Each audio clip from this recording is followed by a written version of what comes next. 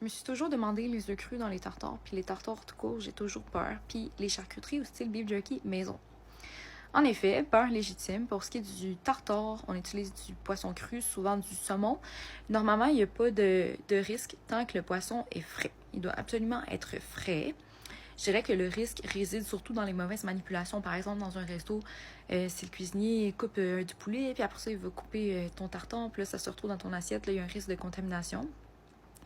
Sinon, autre risque, le risque de parasite, qui est très faible, mais qui est quand même là, même que le ministère de l'Agriculture recommande de congeler les poissons crus pour tuer des parasites et pouvoir consommer le poisson de façon sécuritaire après.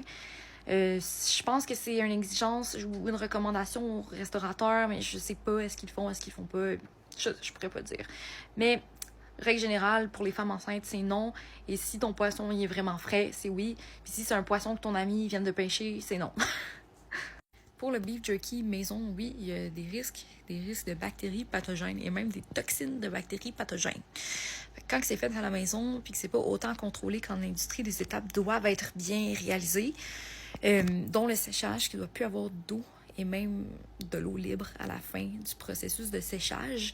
Puis, le produit doit atteindre une certaine température avant ou après le séchage pour éliminer les risques de bactéries pathogènes.